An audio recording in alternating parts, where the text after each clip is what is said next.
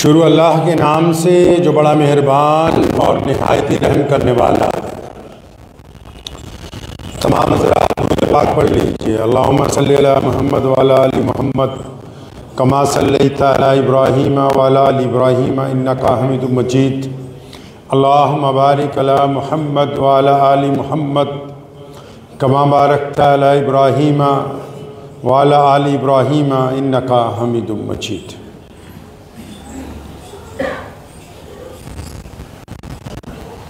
हज़ार जिद्दत तराजियों के मिजाज बदला करे ज़माना,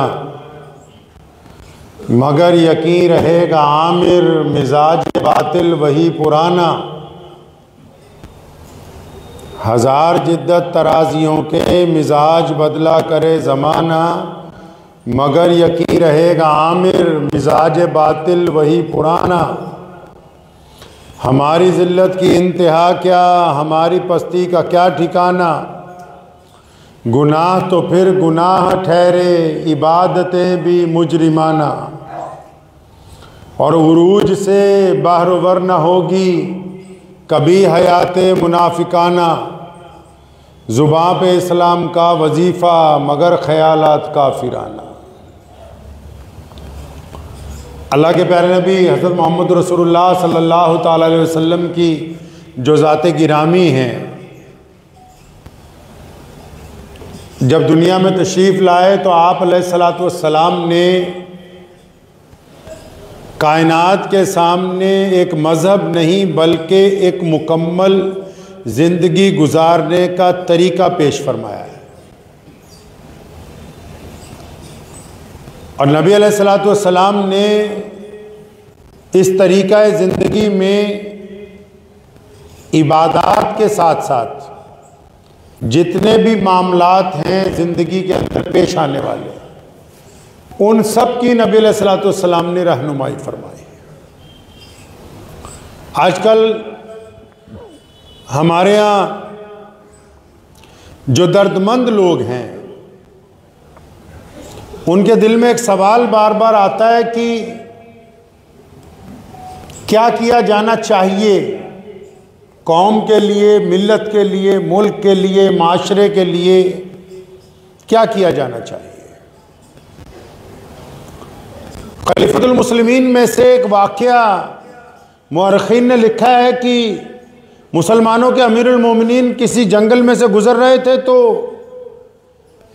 एक गडरिये को देखा जो जानवर को चरा रहा था। बहुत सारी भेड़ बकरियां उसके पास थी। तो उन्होंने उसको पेशकश की कि तुम्हारे पास बहुत अच्छे जानवर हैं, एक भेड़ हमें दे दो, हम ज़िबा करके खाना तैयार करेंगे। तो गडरिये ने उनको कहा कि जनाब ये भेड़ें जो हैं ये मेरी नहीं हैं, इनका मालिक कोई और है, मैं नौकर हूं, मैं खिदमत अंजाम देता हूं। तो इनके साथियों ने उन्हें एक बात कही गडरिये को कि वो तो बात ठीक है कि आप मालिक नहीं हैं, आप नौकर हैं, आप ऐसा करो एक भेड़ हमें दे दो, इसकी कीमत हमसे ले लो। तो उसने कहा कि मालिक ने सामान बेचने से मना किया है। तो उसने कहा कि अगर मालिक ने मना भी कर रखा है तो उसे क्या पता लगेगा कि जंगल में आपने हमसे सौदा किया है। कह देना कि एक भेड़ कोई भेड़िया उठा के ले गया, कोई जानवर उठा के ले गया। कहता हाँ बात तो तुम्हारी ये ठीक है, अक्सर जब मैं निकलता हूँ घर से, क्योंकि कई 100 जानवरों का रेवड़ है, तो एक आधी भेड़ एक आधा जानवर कभी कोई दरिंदा उठा के ले जाता है, वो मैं जाके मालिक को बताता हूँ। तो उन्होंने कहा बस फिर मामला अच्छा हो गया, तो हमें एक भेड़ बेच दो, पैसे भी मिल जाएंगे, और तुम मालिक को बता देना कि एक भेड़ तो आज शेर उठा के ले गया, चीता उठा के ले गया, एक दरिंदा उठा के ले गया। तो उसने कहा हाँ मशवरा तो तुम्हारा अच्छा है, लेकिन ज़रा मुझे एक बात बताओ। उस गडरिये को नहीं पता कि वो अमीरुल मोमिनीन से बात कर रहा है। कहने लगा मशवरा तो तुम्हारा सही है। अब वो अमीरुल मोमिनीन भी उसका इम्तिहान लेने के लिए बातें कर रहे थे। तो उसने कहा मशवरा तो तुम्हारा सही है, कि मैं एक भेड़ आपको दे दूं और आप उसको इस्तेमाल में लाएं, पैसे भी मिल जाएं, मैं मालिकों को कह दूं कि भेड़िया उठा के ले गया, शेर उठा के ले गया, दरिंदा उठा के ले गया। लेकिन कहने लगा है कि मेरे भाई मुझे इतनी सी बात का जवाब तो दो, कल क़यामत के दिन जब मेरा रब के सामने उसका मालिक पूछेगा कि फलां फलां मेरा जानवर कहाँ गया, तो उस वक्त ये वाला भेड़िया कहाँ से लाऊंगा जो इस भेड़ को उठा के ले गया था। अमीरुल मोमिनीन खुश हुए, अपने साथियों का फरमाया ये देखो ये वो मिजाज है जो मेरे मोहम्मद रसूलुल्लाह सल्लल्लाहु अलैहि वसल्लम ने तब्दील किया है। ये मिजाज है जो मोहम्मद रसूलुल्लाह ने इंसानों का तब्दील किया। इंसान पहले भी ऐसे ही थे, इंसान अब भी वैसे ही हैं। फर्क ये है कि जिन लोगों तक मोहम्मद रसूलुल्लाह सल्लल्लाहु अलैहि वसल्लम का पैगाम पहुंचा है उनके मिजाज में अदल आया है, उनके मिजाज में इंसाफ आया है, उनके मिजाज में दयानतदारी आई है, उनके मिजाज में पाकीज़गी आई है, उनके मिजाज में शराफत आई है। अगर पता ये लगा कि जिन लोगों का मुसलमान कलमा पढ़ने के बाद जिनका मिजाज सुन्नत के मुताबिक है वो अपने आप को मुसलमान समझ सकते हैं, वो कह सकते हैं दुनिया के सामने कि हम हुज़ूर सल्लल्लाहु अलैहि वसल्लम के आशिक हैं, जिनका मिजाज सुन्नत के मुताबिक नहीं है वो बराए नाम मुसलमान बने हुए, रसूलुल्लाह सल्लल्लाहु अलैहि वसल्लम के मुताबिक नहीं बने हुए। आप कहते हैं कि आपके पास वसाइल नहीं, आप कहते हैं कि आपकी हुकूमत नहीं सुनती, आप कहते हैं कि आप किसी मर्तबे तक नहीं पहुंच रहे, तो क्या आपके मिजाज में वो बातें हैं जो मोहम्मद रसूलुल्लाह ने कही? मेरे प्यारे पैगंबर अलैहिस्सलाम ने हमें हुक्म दिया है, कुरान ने भी कहा, रसूलुल्लाह ने भी कहा कि नमाज 5 वक्त में पढ़नी है। लेकिन हदीस शरीफ में आता है नमाज किन पर फर्ज की गई? फरमाया जो ईमान वाले होंगे, जो वफादारी का अहद करेंगे, जो अपने रब के साथ वफादारी का अहद करेंगे। अरे जो नमाज पढ़ने के लिए जो दीन वफादारी की बात करता हो, उस दीन के लोग सियासत में किसी के वफादार ना बनते हो, तो उनको बताओ कि अगर उन्होंने नमाज से वफादारी नहीं सीखी तो कुछ भी नहीं सीखा है। जो नमाज अदायगी से पहले इस इंसान को इस्तिंजे के जरिए, वजू के जरिए पाकी की बात करती है कि बंदा पाक होने के बाद पहले वफादार हो, फिर उसके बाद पाक हो, और जिनके ख्यालात ना पाक हो, जो मैदान सियासत में अपनी कौम के लिए दूसरी कौमों के लिए पाकीज़ा ख्यालात ना रखते हो, वो भी 5 वक्त की नीयत बांध के कहते हैं कि हम 5 वक्त के नमाजी हैं। जिन्होंने नमाज से पाकी नहीं सीखी उन्होंने नमाज सीखी नहीं है। अभी नमाज ने मुसलमानों को कहा कि आओ तुम्हें रंग ढंग सिखा दें जीने का। फरमाया रसूलुल्लाह सल्लल्लाहु अलैहि वसल्लम ने, हदीस पाक मुतअद्दिद उठा लीजिए, कि इमाम की इताअत करनी है, और नियत बांधने वाला पीछे कह रहा है कि मैं नियत करता हूं नमाज फजर की 2 रकात, पीछे इस इमाम के, यानी ये जो आगे मेरे खड़ा है ये अगर खड़ा रहेगा तो मैं खड़ा रहूंगा, ये अगर रुकू में जाएगा तो मैं रुकू में जाऊंगा, ये अगर सजदा करेगा तो मैं सजदा करूंगा, ये अगर सलाम फेरेगा तो मैं सलाम फेरूंगा। बताओ तो सही इस मुल्क के मुसलमानों कि तुमने सियासत में किसको अपना इमाम बनाया जिसके कहने के ऊपर तुम एक वक्त खड़े होते हो, एक वक्त बैठ जाते हो। पता लगा नमाज से तुमने सिर्फ इबादत के रंग ढंग सीखे, नमाज के साथ इज्जत का रंग ढंग नहीं सीखा है। नमाज ने यह सिखाया कि आप घर में भी पढ़ सकते थे। उम्मे मखतूम रज़ियल्लाहु तआला ने कहा, या रसूलल्लाह सल्लल्लाहु अलैहि वसल्लम मैं चाहता हूँ नमाज घर में पढ़ लूँ, मेरी आंखों में रोशनी नहीं है, आता हूँ ठोकर लगती है गिर जाता हूँ। फरमाया नहीं, मेरा रब चाहता है कि तुम मस्जिद तक आओ, मेरा रब चाहता है अमीर गरीब बड़े छोटे काले गोरे सारे रंग और नस्ल के लोग एक जगह मस्जिद में आके नियत बांधेंगे, एक जगह खड़े होंगे, एक इमाम की इक्तदा करेंगे। नमाज तो घर में भी पढ़ी जा सकती थी, लेकिन जमात ने इत्तफाक का रास्ता दिखाया, जमात ने आपस में मुत्तफिक होने का रास्ता दिखाया, जमात ने कंधे से कंधा मिलकर खड़े होने का रास्ता दिखाया। बताओ तो सही मुसलमानों, क्या इस नमाज में तुमने सिर्फ जमात में खड़े होने का रंग ढंग सीखा है, या बाहर जाकर भी आपस में इत्तफाक की अंसर तुम्हारे अंदर मौजूद हुए कि नहीं हुए? बार बार लोग पूछते हैं कि हज़रत क्या करना चाहिए इस दौर में। अरे जिनको मोहम्मद रसूलुल्लाह जीने का खूबसूरत तरीका बता गए हों, जिनको वो बता गए हो कि ईमानदार रहना, जिनको वो बता गए हो कि गीबतों से पाक रहना, जिनको नबी अलैहिस्सलाम ने सिखा दिया हो कि एक दूसरे की हमदर्दी करना, जिनको मोहम्मद रसूलुल्लाह ने बताया हो कि कंधे से कंधा मिला के खड़े होना, जिनको नबी अलैहिस्सलाम ने एक इमाम की इक्तदा सिखाई हो, वो दूसरों को पूछते फिरते हमको करना है तो करना क्या चाहिए जी।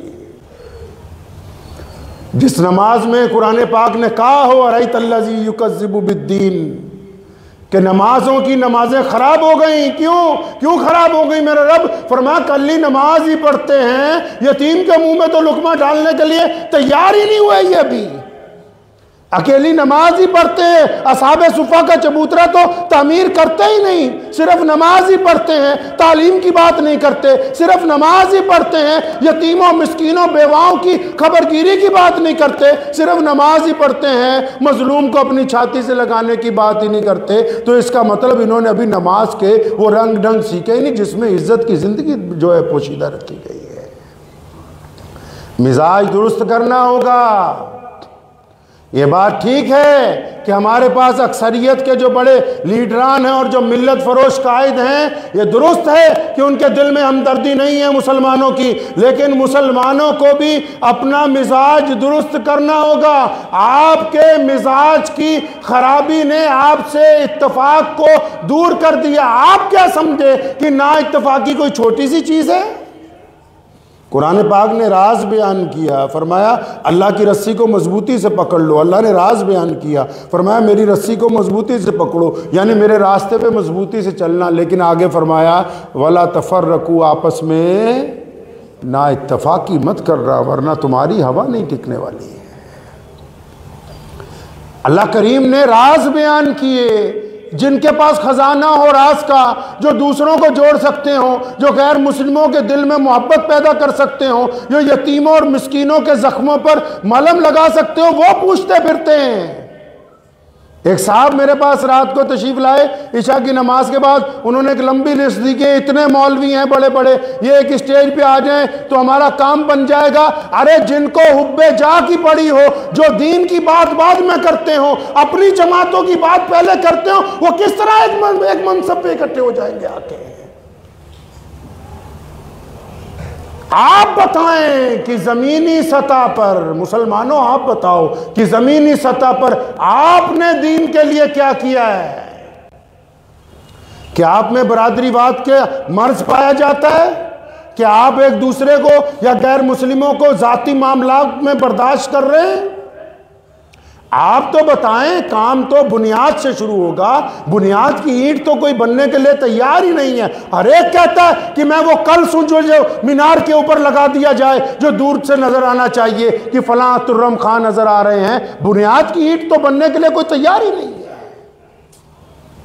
बुनियाद की ईंटों में आजिज़ी है, इनकसारी है, उनमें लिल्लाहियत है, उनमें नामो नमूद नहीं है।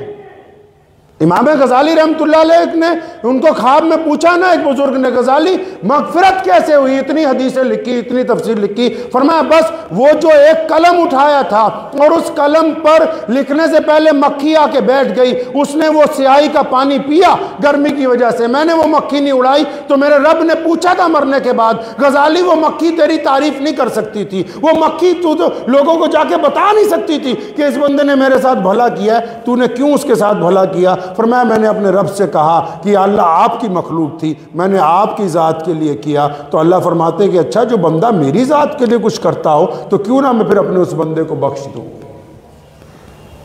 हर एक को फिक्र है। आप छोटी छोटी मस्जिदों के प्रधानों को, छोटे छोटे कल्फ लगाए हुए कुर्ते पजामे वालों को पूछो, आप गुफ्तगू अगर उनसे शुरू करेंगे, गुफ्तगू अगर आप शुरू करेंगे, सुनो मुसलमानों,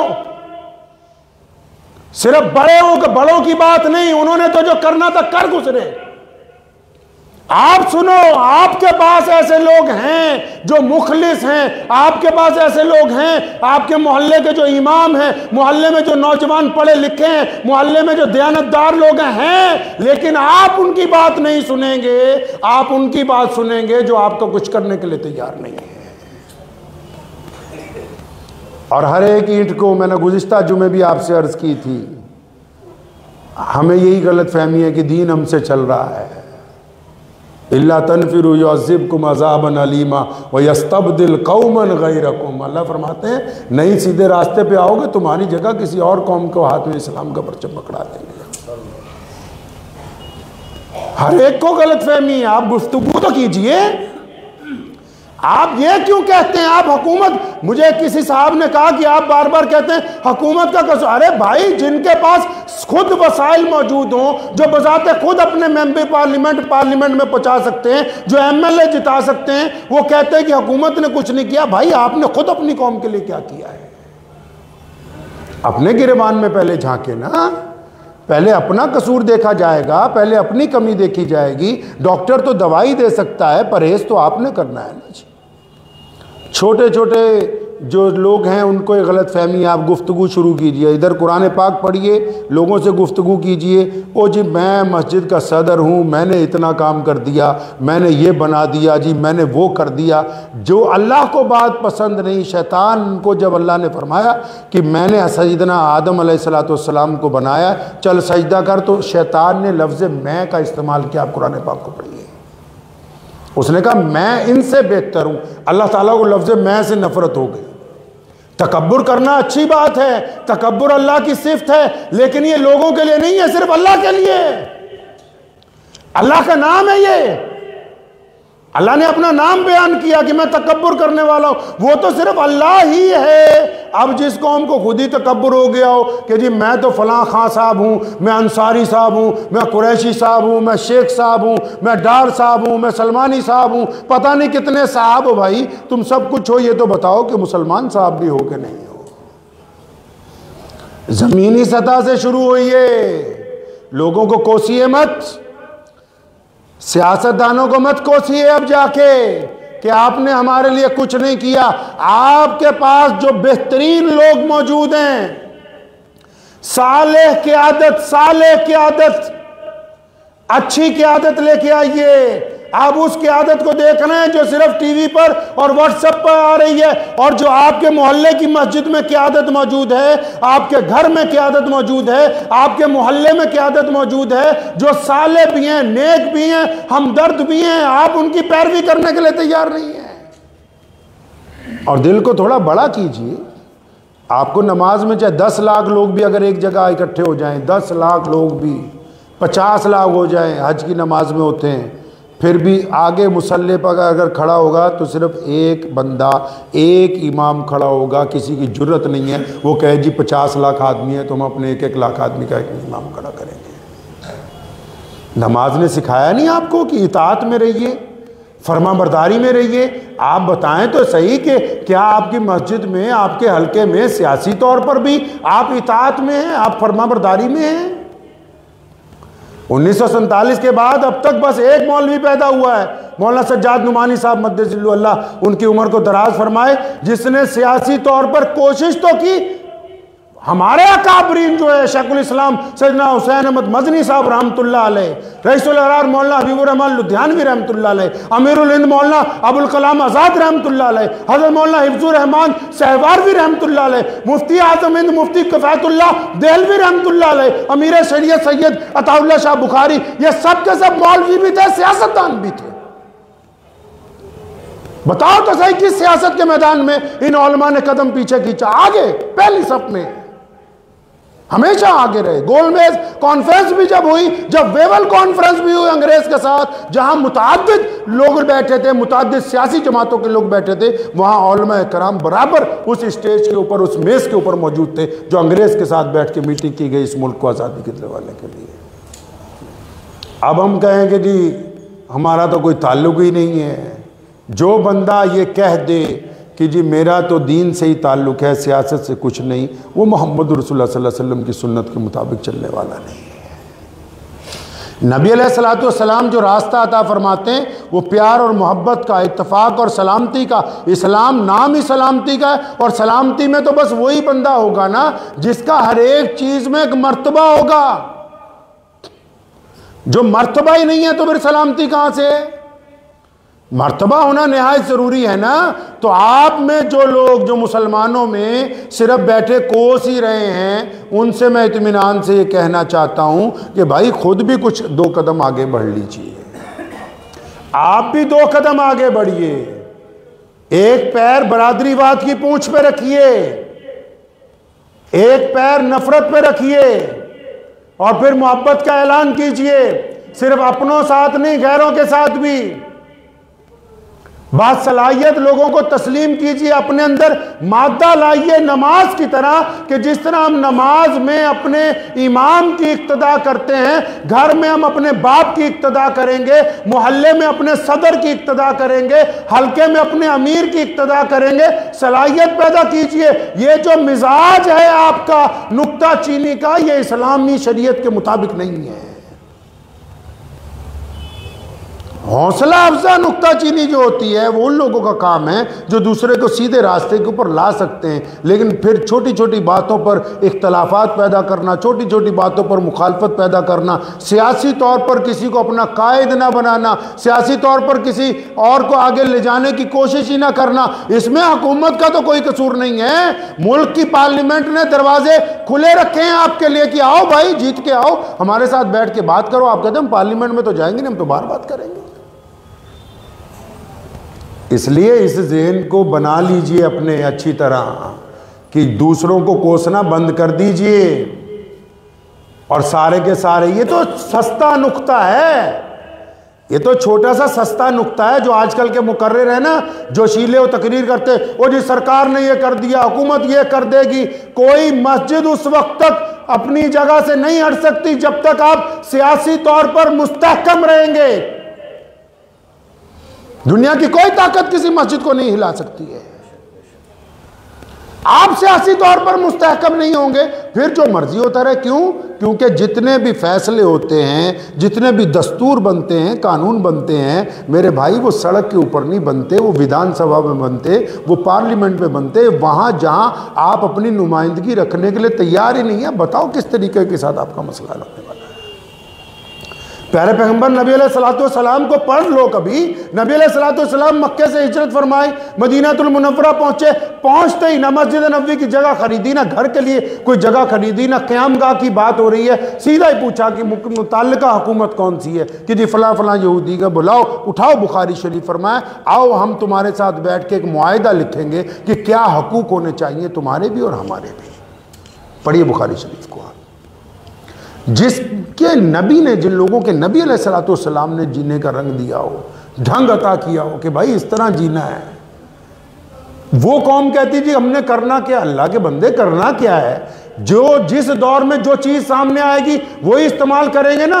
अब दौर आ गया टेक्नोलॉजी का, अब दौर आ गया पॉलिटिशियंस का, अब दौर आ गया सियासत का, अब दौर आ गया पार्लियामेंट में जाके बात करने का। तो भेजो अपने लोगों को वहां, ताकि वहां बैठ के तुम्हारी बात करें।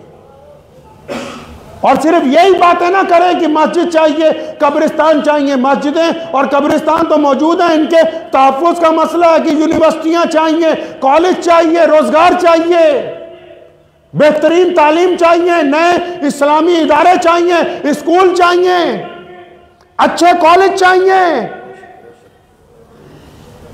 इंस्टीट्यूट चाहिए बड़े बड़े, जहां नौजवान बेटे और बेटियां पढ़ के बेहतरीन रोजगार कमा सकें, जहां वो इस्लाम के नमूने बन के लोगों को ये दिखा सकें कि बेहतरीन ईमान वाला कैसा होता है। मसाजिद के अंदर डिस्पेंसरियां चाहिए, मस्जिद के अंदर यतीम खानों का क़याम चाहिए। क्या नबी अलैहिस्सलाम ने असहाबे सुफ़ा का चबूतरा कायम किया। रसूलुल्लाह सल्लल्लाहु अलैहि वसल्लम से पूछा सहाबा ने, या रसूलुल्लाह सल्लल्लाहु अलैहि वसल्लम ये क्या है? फरमाया जो यतीम है, मिस्कीन है, मोहताज है, जिनको कोई पूछता नहीं है, हम उनको यहाँ रखेंगे, खुद बाद में खाएंगे, उनको पहले खाना खिलाया जाएगा। आपकी मस्जिद का असहाबे सुफ़ा का चबूतरा कहाँ है? नहीं है हमारे पास। जिनको मुकम्मल निज़ाम प्यारे मोहम्मद रसूलुल्लाह सल्लल्लाहु अलैहि वसल्लम ने दे दिया हो, वो बार बार पूछते हैं एक दूसरे से, भाई करना क्या है? अल्लाह के बंदे, जिस दौर में जो नबी अलैहिस्सलाम की सुन्नत के मुताबिक अब नमाज का वक्त हवाई जहाज़ में हो जाता है, तो ये थोड़ी पूछने जाते हो कि नमाज नीचे उतर के पढ़ेंगे, आप वहीं पढ़ते हैं अपनी सीट के ऊपर। अब वक्त है सियासत के मैदान में आगे आने का, अब वक्त है सियासी तौर पर शऊर बेदार करने का, अब वक्त है सियासी कायदीन को अपना हमनवा बनाने का। अब वो जो काम अगर कोई ऐसा बुजुर्ग कर रहा है तो फिर अगर किसी के पेट में दर्द हो रहा है तो मैं ये समझ रहा हूँ कि पेट में जिनके दर्द हो रहा है तो इसका मतलब पेट में कुछ खराबी है, उस दर्द को दुरुस्त करना चाहिए, क्योंकि मुखलिस वही है जो आपको इज्जत का रास्ता दिखा रहा हो। मुखलिस बंदा वही है। हमारे जितने अकाबरीन गुजरे हैं, मौलाना हिफ्जुर रहमान सहवारवी रहमतुल्लाह अलैह बहुत बड़े बुजुर्ग गुजरे हैं, बिजनौर के साथ उनका ताल्लुक था। जितनी बार भी गुफ्तगू की है ठोक बजा के पार्लियामेंट में की है और राज्यसभा से नहीं गए। जब भी पार्लियामेंट में पहुंचे हैं जीत कर पहुंचे हैं, डंके की चोट के ऊपर पहुंचे हैं। जो रास्ता मोहम्मद रसूलुल्लाह सल्लल्लाहु अलैहि वसल्लम की उम्मत को दिखाना चाहिए। आप जिस भी मुल्क में रहते हैं, इस मुल्क में हम लोग पैदा हुए, हमारे आबो अजदाद की धरती है, इस मुल्क के लिए हमने बेहतरीन कुर्बानियां दी हैं। और आजकल लीडरों ने क्या काम पकड़ लिया, वो जी फलां आ रहा है तुम्हें ये कर देगा, फलां आ रहा है वक़्फ़ खत्म कर देगा। कौन है ऐसा जो मुसलमानों की मसाजिद और वक़्फ़ को खत्म कर सके? मुसलमानों को डरा के कुछ सियासत करने की कोशिश ना करो। इनको ये बताओ कि बेहतरीन जिंदगी इस मुल्क के हिंदुओं, सिखों, ईसाइयों, दलितों के साथ मिलके बेहतरीन जिंदगी कैसे गुजारेंगे, मुल्क की खिदमत कैसे कर सकेंगे, ये बताओ इनको रास्ता। डराने की कोशिश ना करो। वो दौर चले गए कि आप डराते रहे और डरा के अपना मसला सीधा करते रहे। वो वक्त नहीं है अब। और मैं मेंबर पे बैठा हूं, अल्लाह रब्बुल इज़्ज़त की कसम खा के कह सकता हूं कि जब भी गुफ्तगू मिल्लत इस्लामिया से उलमा लुधियाना ने की है, उसमें मफाद अपने दीन का, कौम का और मुल्क का होता है। कभी किसी खास शख्सियत पर उंगली नहीं उठाई। लेकिन गुज़िश्ता जुमे के बयान के बाद जहां लाखों मुसलमानों ने कहा कि हाँ कुछ तब्दीली होनी चाहिए, वहाँ गिनती के 4 लोगों ने पैगाम मुझे भेजा कि जो इज्जत तुम्हें दी है वो हम छीन लेंगे। मैं कहा ये पहली बार पता लगा। कुरान ने तो कहा कि इज्जत देने वाली अल्लाह की ज़ात है, वो जिसे चाहेगा इज्जत देगा, जिसे चाहेगा इज्जत वापस देगा। तो राहत इंदौरी ने कहा, एक मुसलमान ने फिर मुझे खुद ही लिख के भेजा, कहने लगा राहत इंदौरी ने इमरजेंसी में, जब मुल्क में इंदिरा गांधी ने इमरजेंसी लगा दी तो उसने शेर लिख दिया था कि सरकार चोर है। तो उसको पकड़ के ले गए पुलिस वाले। तो उसने कहा जनाब मैंने ये थोड़ी लिखा कि इनकी सरकार चोर है। तो उसने कहा नहीं, तो हमें बेवकूफ़ समझता है कि हमें पता नहीं कि तू किनको कह रहा है। हमने पूरे मुल्क के उन सियासतदानों को, पूरे मुल्क के उन मिल्लत फरोशों को कहा जो दुख दर्द में आपके साथ नहीं खड़े होते, किसी एक आदमी को नहीं कहा।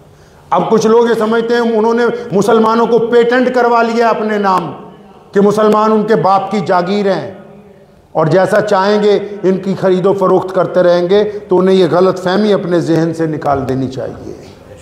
इस बात को ज़हन नशीन कर लें, पूरी कौम इस बात को समझ लीजिए। मैं ज़मीनी सतह पे, अभी मेरा दौरा हुआ था, उत्तर प्रदेश भी जाना हुआ एक शादी में। ज़मीनी सतह पे आप टीवी को कम देखिए, व्हाट्सएप पे कम जाइए। हमने ज़मीनी सतह पे इस बात को नोट किया, जिस तरह सोशल मीडिया दिखाता है कि मुसलमानों में और गैरों में नफ़रत है, ज़मीनी सतह पर वो नफ़रत मौजूद नहीं है। ज़मीन पर वो नफ़रत मौजूद नहीं है। 100 में से 2-4 होंगे, लेकिन अक्सरियत आप बाजार में जाएं, मुसलमान भाई, हिंदू भाई, सिख भाई, ईसाई भाई, दलित भाई, वो एक ही दुकान पर खरीद रहे हैं, एक ही दुकान पर सामान बेच रहे हैं, एक ही जगह कारोबार कर रहे हैं। ये सियासतदान कह रहे हैं अपनी अपनी कौम को, कोई हमें डरा के चाहता है हमारा लीडर बन जाए, कोई उन्हें डरा के चाहता है उनका लीडर बन जाए।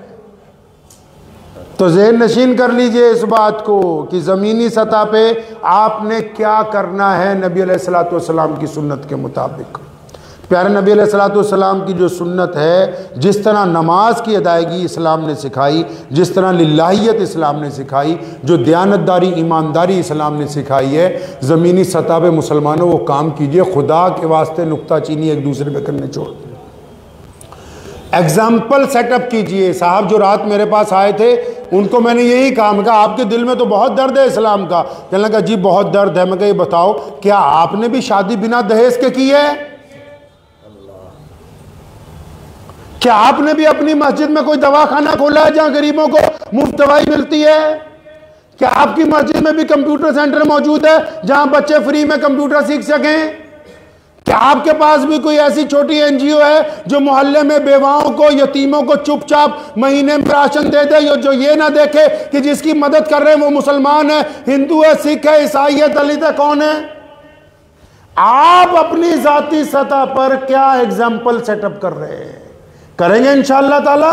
तो दूसरों पर नुक्ताचीनी को छोड़िए, जाती अपनी एग्जाम्पल, अपना मियार, अपना नमूना पेश कीजिए। आपको देख के लोग कहने लगे, आपकी मस्जिद को, आपके किरदार को देख के लोग कहने लगे कि वो देखो फलां शहर के, फलां इलाके के लोग, सिखों को कहते नहीं लोग कि देखो कितनी बेहतरीन अंदाज में खाना खिला रहे हैं, लोगों की खिदमत कर रहे हैं। तो आप जिनको मोहम्मद रसूलुल्लाह सल्लल्लाहु अलैहि वसल्लम ने ये बातें 1450 साल पहले सिखा दी हों, उनको भी ज़रूरत है कि वो इस मुल्क में इसी तरह का एक निज़ाम अपने मस्जिदों में, मदरसों में कायम करें, जिससे हम लोगों का सियासी शऊर भी बेदार कर सकें और इखलाकी शऊर भी बेदार कर सकें। दुआ भी कीजिए अल्लाह ताला मुझे भी, आप सबको भी इन बातों पे अमल की तौफीक अता फरमाए। व आखिर दावाना अल्हम्दुलिल्लाह।